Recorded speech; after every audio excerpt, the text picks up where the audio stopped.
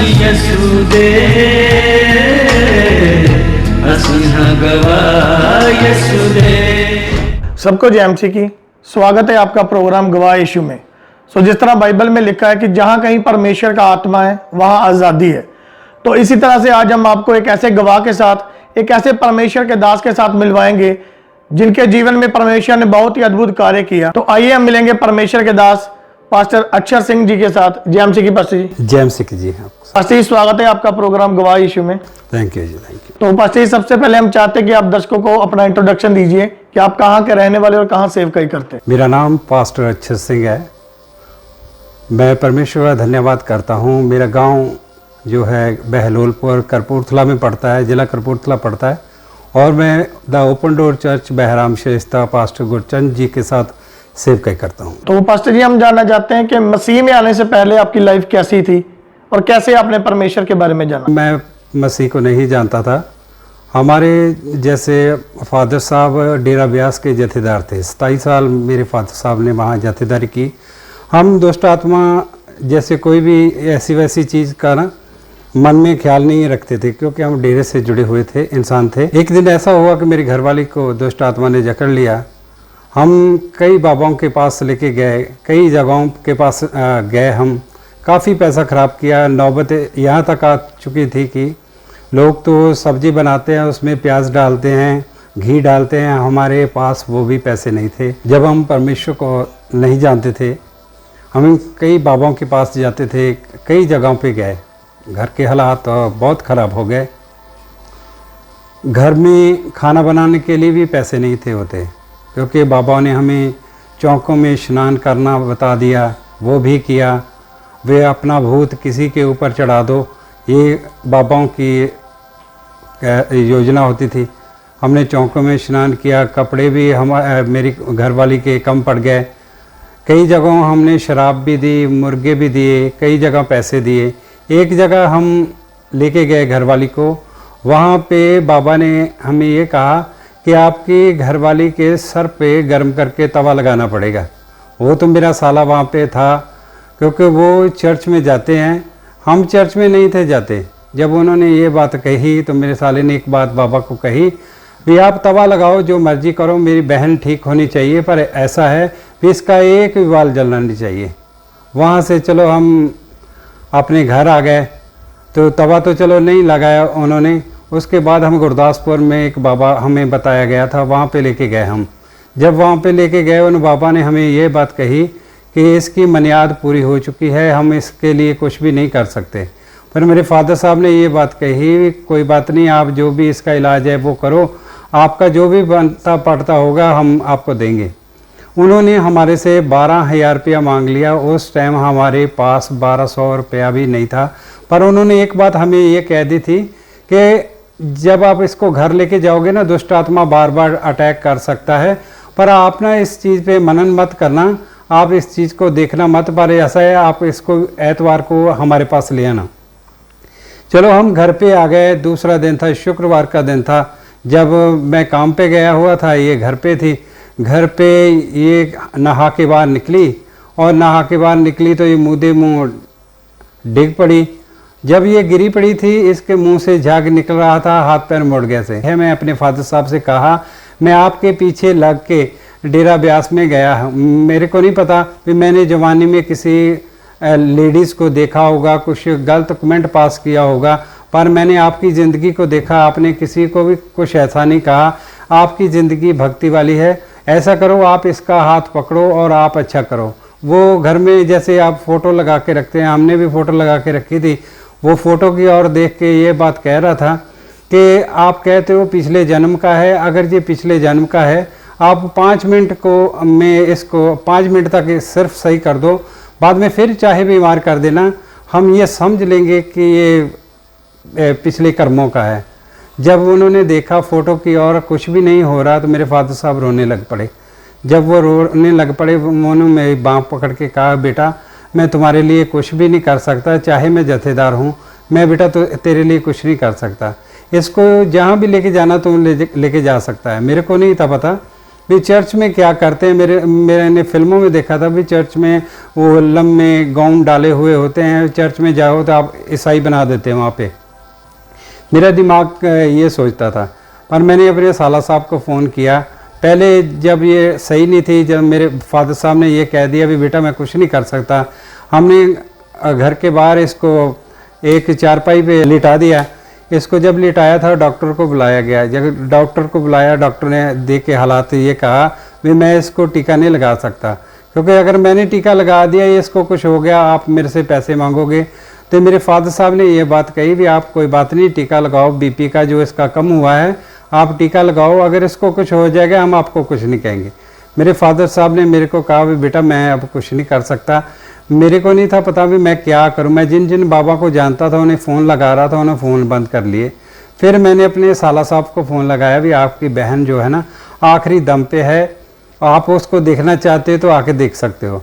उन्होंने इधर से भोगपुर में से गाड़ी ली, 20 मिनट में वो वहाँ पे पहुँच गए। जब वहाँ पे पहुँचे सारा गांव हमारा कमरों पे चढ़ के देख रहा था, कोई भी हाथ डलवाने साथ में नहीं आ रहा था, सारे हाथ पैर इसके मल रहे थे और मेरे फादर साहब भी रो रहे थे और जो इसके फादर साहब थे वो भी साथ में गए थे। मेरे साला साहब है, उसका नाम राणा है, वो कह रहा है हम इसको चर्च लेके जाएंगे। तो मेरे जो सौरभ साहब है वो कह रहे थे भी इसको चर्च में ले जाके क्या करेंगे, ये तो रास्ते में पूरी हो जाएगी, इसको फिर वापस लेके आना पड़ेगा। पर मेरे साला साहब ने ये बात कही भी कोई बात नहीं, अगर ये पूरी हो भी जाएगी ना, मर जाएगी तो कोई बात नहीं, वो कहेंगे ना आपने मार दी तो हम सह लेंगे भी, कोई अगले की हर बात हम सह लेंगे। हम जब चर्च में लेके आए हमारे मन में ये था भी कोई जगह होगी, कोई बड़ा सा गाउन पहने हुए कोई आदमी वहाँ पे होगा, हम चर्च में जाएंगे, हमें ईसाई बनाएंगे। हम जब चर्च में गए, the open door church Bahram Shrestha Bahram में है। जब हम बहराम में आए, जब देखा एक बड़ा सा हाल था, उस हाल में जब रखा तो मेरे मन में ये चल रहा था यार मैं इतने बड़ी बड़ी जगहों में लेके गया हूँ, वहाँ पे कुछ नहीं बना, यहाँ पे क्या बनेगा। मैं मन में ये सोच चुका था भी 6 महीने इसने नर्क देखा था, हमने हंस के नहीं था देखा, लोग हंसते थे, हम मन में ये सोचते थे भी हमारे मुंह पे हंसी कब आएगी। मैं ये बात ही मन में सोच रहा था, पर मैं ये सोच रहा था भी आज इसकी भी जान छूट जाएगी, मेरी भी छूट जाएगी, मेरे घर वालों ने भी मेरा बाद में फिर शादी कर देंगे। मेरे मन में ये शैतान बात डाल रहा था। पर जब हम गए वहाँ पे कोई जगह नहीं थी, कोई फ़ोटो नहीं लगा था, कोई धूप नहीं लगा था। तो मैं मन में ये सोच रहा यहाँ तो यार ये चंगी नहीं होगी, कहीं और जाना पड़ेगा। पास्टर जी आए, इन्होंने एक यहाँ पे फौजी डॉक्टर होता था उस समय पहले, आज से 16 साल पहले। उस फौजी डॉक्टर को जब बुलाया उसने देख के कहा भी पास्टर जी आप इस लड़की को हाथ मत डालिए, अगर इसको कुछ हो गया ये गरीब तबका है, ये आपसे पैसे मांगेगा। पास्टर जी ने बड़ी दलेरी के साथ ये कहा भी आप ही इधर बैठ जाओ, को खुदावंद का आप काम देखो।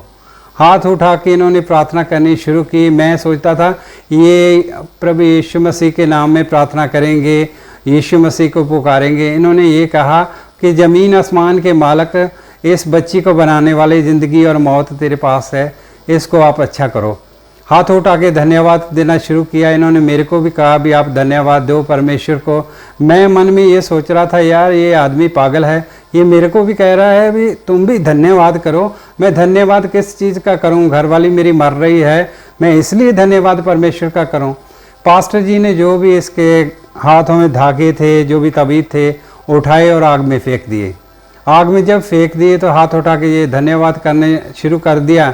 मैं इनकी ओर देख रहा हूँ टिकटिके लगा के, भी कुछ हो नहीं रहा। 1 घंटे बाद वही मेरी औरत जो अपने आप को उठा नहीं थी सकती, जिसके हाथ पैर मुड़े हुए थे, मुंह से झाग निकल रही थी, जिसको डॉक्टरों ने ये कहा था भी ये 5-10 मिनट में पूरी मरने वाली है, वो मेरी आंखों के सामने उठ के बैठ गई। जब वो उठ के बैठ गई तो दूसरा दिन हो गया। मेरे फादर साहब ने ये मान लिया था भी वो मर गई होगी, तो रात का समय है, वो नहीं बता रहे भी आप आने में दिक्कत होगी। मेरे फादर साहब बार बार फ़ोन करके मेरे को पूछ रहे हैं, हाँ बेटा क्या हुआ, घर वाली ठीक है? मैं बता रहा हूँ हाँ ठीक है डैडी, कुछ नहीं हुआ। जब वो सुबह 7 बजे वो आए ना, मेरी घर वाली सामने रोटी पका रही थी, तो उनका इतना हिम्मत नहीं हुआ कि वो आके इसके गले लगे फासला होगा 100 मीटर का फासला होगा, वहाँ से दूर से जब इसको देखा वो रोने लग पड़े। मैं ये कहना चाहता हूँ यीशु मसीह सचमुच जिंदा परमेश्वर है। तो पास्टर जिस तरह अभी आपने बताया कि कैसे परमेश्वर ने आपकी वाइफ को हील किया, तो हम जानना चाहते हैं कि कुछ लोग ये भी बोलते हैं कि चर्च में पखंडवाद होता है, या फिर जो क्रिश्चियन लोग हैं जब पास्टर्स हैं वो पैसे दे के धर्म परिवर्तन करते हैं। तो आप भी एक अन्य जाति परिवार से आए हैं, तो मैं ये जानना चाहता हूँ कि जब आप परमेश्वर में हैं तो आपको कितने पैसे दिए गए? मैं आपको बताना चाहता हूँ कि पहले मैं भी ये सोचता था भी चर्च में पखंडवाद होता है, पर जब मैं अपनी घरवाली को लेके आया मेरे को सच्चाई का पता लगा कि कोई वहाँ पे पखंडवाद नहीं, वहाँ पे परमेश्वर की शक्ति काम करती है। और दूसरी बात है, लोग बात करते हैं वहाँ पे पैसे देते हैं। हमारे घर के हालात ऐसे थे, आप ये सोचिए भी पैसे अगर देते होते और घर के हालात ऐसे होते। पास्टर जी जब हमारे घर पे प्रार्थना करने जाते थे, दूध भी अपने घर से लेके जाते थे, और बच्चों को हमारे पास इतना नहीं था भी पास्टर जी गाड़ी पे आए हैं, वो 500-600 रुपये गाड़ी पे तेल का तो लगता ही है, भी हम उनको गाड़ी के तेल का खर्चा दे दें, इतने पैसे भी हमारे पास नहीं थे होते। ऐसा है, पास्टर जी हमारे बच्चों को कई बार 100-100 रुपया दे के आते थे, क्योंकि वो हमारे घर को देखते थे। इसका मतलब ये नहीं है वो 100 रुपया दे आए वो हमें पैसा दे के खरीद रहे थे, ये बात नहीं, ये गलत। वो दिमाग के कमज़ोर लोग हैं जो ये बात सोचते हैं। तो पास्टर जिस तरह हम देखते हैं कि कुछ लोग ये बोलते हैं कि जैसे पास्टर बताते हैं कि परमेश्वर बात करता है, तो लोग ये बोलते हैं क्या सचमुच परमेश्वर इनसे बात करता है? तो आपके साथ कभी कुछ ऐसा एक्सपीरियंस हुआ है? मैं भी ये बात बतानी आपको चाहता था। मेरी घरवाली अच्छी हो गई, मैंने देख लिया भी परमेश्वर काम करता है, ठीक है। वहाँ पे चर्च में 2 औरतें आपस में बात कर रही, वो कह रही है भी मेरे साथ भी परमेश्वर की रूह ने बात की, और एक बहन का नाम दलवीरो है, वो भी कह रही है मेरे साथ भी ना परमेश्वर ने बात की। तो मैं ये अपने आप में ये बात कह रहा था, मेरी घरवाली चलो बीमार थी, अच्छी हो गई, ठीक है, वो अपने माँ बाप के साथ चर्च में चले जाएगी, चलो ठीक है। मैं तो तब मानूंगा जब परमेश्वर मेरे साथ बात करेगा, क्योंकि हम जब तक जिस चीज़ को आप एक्सपीरियंस नहीं करोगे तब तक मानोगे नहीं। मैं भी ऐसा ही अड़ा हुआ इंसान था, मैं ये सोचता था जिस दिन परमेश्वर मेरे साथ बात करेगा मैं मानूंगा। 15-16 दिन हो गए थे, मेरी घरवाली, हम घर पे चले गए, हम सोए हुए थे, और सचमुच हमारे घर में एक ही कमरा था और सामने टाइम पीस लगा था। क्योंकि मैं आपको टाइम इसलिए बता सकता हूँ, हमारे पास एक ही कमरा था, सामने टाइम पीस लगा था। जब 12:30 का टाइम हुआ और परमेश्वर की आवाज़, एक बलवंत सी आवाज़ मेरे को कह रही है उठ प्रार्थना कर, वो आवाज़ मेरे आज तक कान में गूंजती है। ये बात सच है कि परमेश्वर अपने चाहने वालों की फिक्र करता है और वो बात करता है। ऊपर से जो लोग अभी भी अंधकार में फंसे हैं या किसी पाप में फंसे हैं, आप उनके लिए क्या मैसेज देना चाहते हैं? मैं ये मैसेज देना चाहता हूँ, प्रभु यीशु मसीह कोई धर्म नहीं बनाने आया। प्रभु यीशु मसीह जो रिश्ता इंसान का परमेश्वर से टूट गया था वो सलीब पे उसने जोड़ दिया है, ठीक है। वो अकेले मेरे लिए कुर्बान नहीं हुआ, मेरी घरवाली के लिए कुर्बान नहीं हुआ, वो सभी जातियों के लिए कुर्बान हुआ है, क्योंकि वो सबका बनाने वाला परमेश्वर है। मैं ये कहना चाहूँगा आप परमेश्वर से जुड़ें और परमेश्वर आप सबको आशीष दे।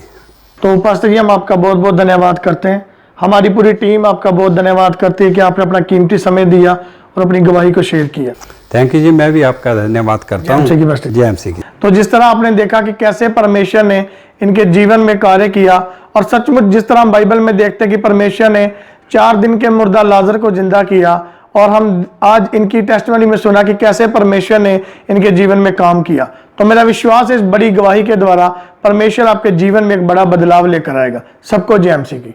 अगर आप परमेश्वर के कामों को आगे बढ़ाने के लिए इस सेवकाई में अपना योगदान देना चाहते हैं, तो आप इस क्यूआर कोड को स्कैन करके गूगल पे के द्वारा अपने दान भेज सकते हैं। अगर आप विदेश से अपने दान भेजकर परमेश्वर के कामों को बढ़ाना चाहते हैं, तो आप इस बैंक डिटेल्स का इस्तेमाल करके अपने दान भेज सकते हैं। परमेश्वर आपको आशीष दे। तो मेरे प्रिय भाई बहनों, अभी आपने एक बहुत बड़ी अद्भुत गवाही को सुना। तो मेरा विश्वास है परमेश्वर इस गवाही के द्वारा आपके जीवनों में 100 गुना फलों को लेकर आएगा। आप इस टेस्टिमनी को अपने दोस्तों के साथ, फैमिली मेंबर्स के साथ शेयर जरूर करें, ताकि वो भी जान सके कि परमेश्वर कैसे लोगों के जीवन में काम कर रहा है।